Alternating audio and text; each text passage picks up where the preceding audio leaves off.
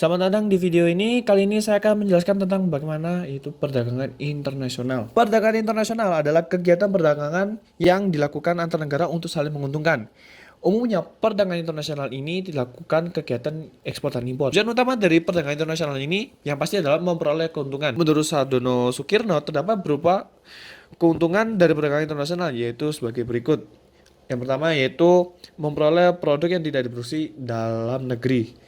Seperti contohnya Jepang bisa membuat ban mobil yang bahan bakunya berupa karet. Tetapi karena faktor alam, sehingga mereka harus mengimpor dari Indonesia. Sebaliknya juga, Indonesia tidak bisa menghasilkan teknologi-teknologi sehingga mereka harus impor dari Jepang lagi. Oke, yang kedua yaitu memperoleh keuntungan dari spesialisasi. Spesialisasi ini membuat suatu negara unggul dalam memproduksi barang tertentu dalam hal mutu, kuantitas, dan harga sehingga produk yang dihasilkan akan lebih diminati dibanding dengan produk-produk negara lain.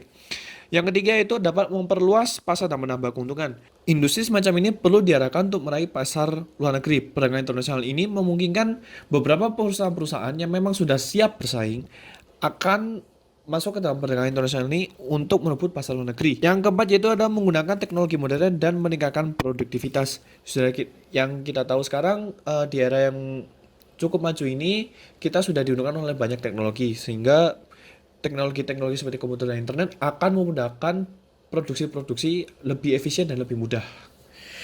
Oke, kita lanjut ke faktor pendorong perdagangan internasional.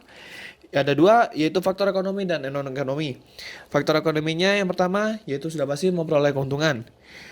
Tujuan utama itu adalah tujuan utama dari perdagangan internasional dan keuntungan terdapat dari dua sisi, yaitu moneter, yaitu banyaknya hubungan dagang dengan negara lain bisa memperoleh devisa, dan keuntungan politik yaitu bisa mempengaruhi hubungan politik antar negara-negara yang melakukan perdagangan internasional. Terus yang kedua yaitu perbedaan sumber daya alam, yang seperti yang kita tahu mungkin di beberapa negara memiliki cuaca atau iklim atau wilayah berbeda-beda sehingga mereka juga memiliki kelebihan atau kekurangan dalam memproduksi sumber daya alam mereka, sehingga ketika mereka tidak bisa memproduksikan satu sumber daya alam, mereka juga harus mengimpor dari negara lain. Yang ketiga yaitu ada pemenuhan kebutuhan nasional, karena tidak semua negara mampu untuk memenuhi kebutuhan nasionalnya. Yang keempat yaitu adalah penguasaan ilmu pengetahuan dan teknologi. Negara yang menguasai ilmu pengetahuan dan teknologi akan memproduksi barang dan jasa lebih efisien dan lebih banyak.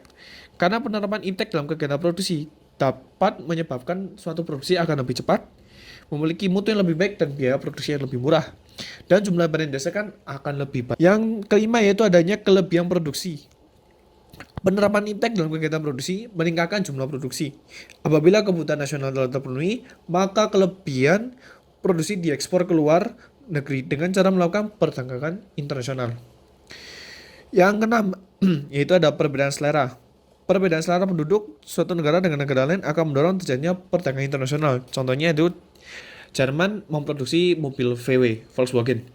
Tetapi karena di Jerman tidak terlalu banyak peminatnya dan peminatnya lebih ke mobil-mobil Jepang sehingga Jerman harus mengimpor mobil-mobil dari Jepang. Tapi sedangkan di Indonesia lebih berminat dengan mobil VW sehingga Indonesia harus mengimpor mobil VW. Contohnya seperti itu. Dan ada pula itu faktor non ekonomi, ya ada dua yaitu faktor politik. Perdagangan internasional tidak akan terjadi bila negara tidak memiliki hubungan diplomatik. Jadi diplomatik itu adalah perjanjian antara dua negara yang menjalin kerjasama dalam berbagai bidang. Di Indonesia sendiri, contohnya di Indonesia tidak mungkin menjalin kerjasama dengan Jepang jika Indonesia tidak memiliki hubungan diplomatik dengan Jepang. Karena dengan adanya diplomasi tersebut, perdagangan internasional juga akan dapat dilakukan. Faktor sosial budaya yang terakhir, negara-negara melakukan hubungan internasional pada umumnya memiliki latar belakang sosial budaya yang sama. Seperti contohnya organisasi ASEAN yang merupakan salah satu contoh kerjasama antar negara-negara yang mencerminkan soal budaya yang sama. Sama lainnya adalah seperti satu rumpun Melayu. Oke. Kalau ada faktor pendorong, pasti itu juga ada faktor penghambat dari perdagangan internasional. Oke. Untuk faktor penghambatnya yaitu yang sudah pasti tidak ada hubungan diplomatik atau perjanjian kerjasama. Tidak ada hubungan diplomatik, tidak ada perjanjian, maka perdagangan internasional tidak dapat dilakukan. Karena Mungkin beberapa negara tidak memiliki kepercayaan yang penuh kepada negara lain. Yang kedua yaitu kebijakan perdagangan internasional. Kebijakan internasional bertujuan melindungi produk dalam negeri, misalnya larangan impor ekspor barang tertentu. Dengan adanya kebijakan perdagangan internasional, arus barang jasa akan dibatasi sehingga menghambat perdagangan internasional. Yang ketiga yaitu adanya organisasi internasional dan regional. Organisasi ini merupakan media untuk melakukan perdagangan internasional bagi negara-negara yang menjadi anggotanya. Negara yang menjadi anggotanya akan cukup sulit untuk melakukan perdagangan internasional dengan negara-negara yang menjadi anggota negeri tersebut.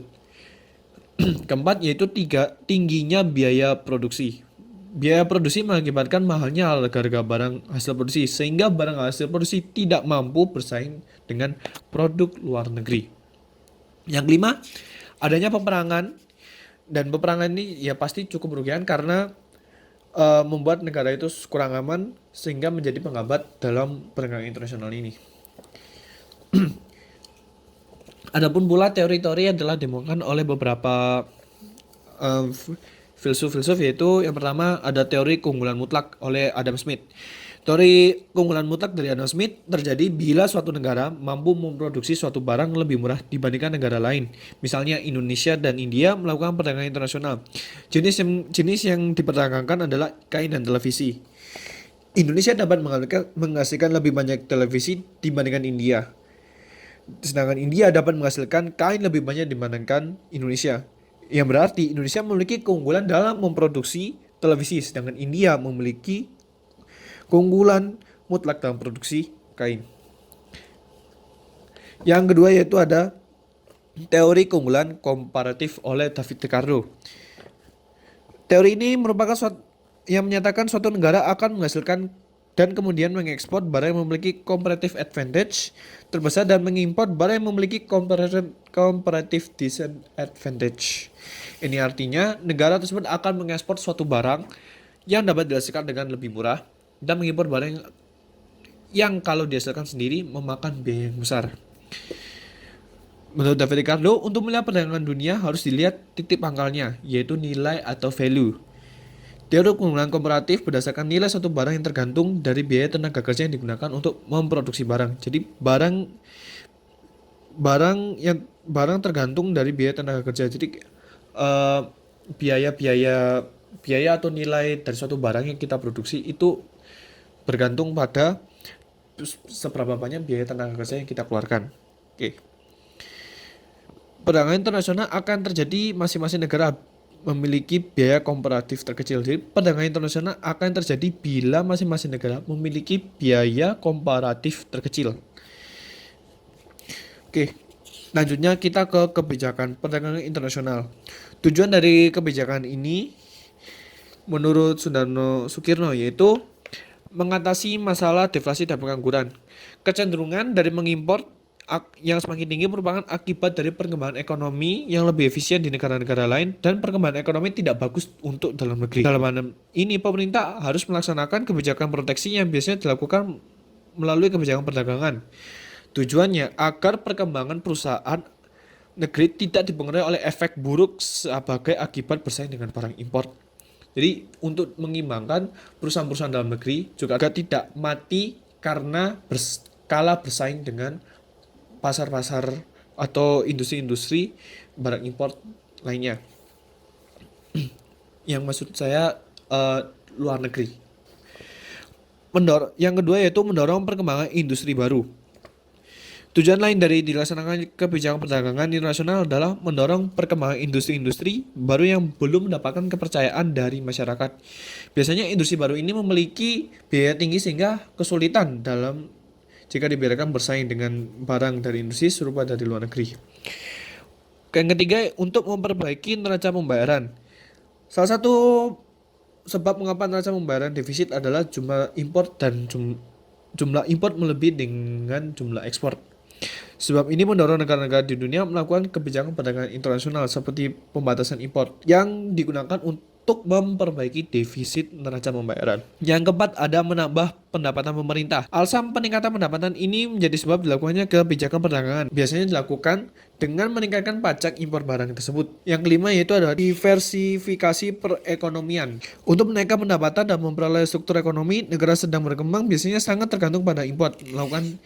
Melakukan diversifikasi perekonomian dengan cara mengembangkan sektor industri. Diversifikasi ini tidak akan berhasil jika produk luar negeri terus-menerus diimpor tanpa suatu pembatasan. Untuk itu, negara sedang berkembang sering melakukan kebijakan perdagangan internasional dengan membatasi produksi negara lain yang masuk agar industri yang baru tumbuh terlindungi dan diversifikasi perekonomian bisa berjalan.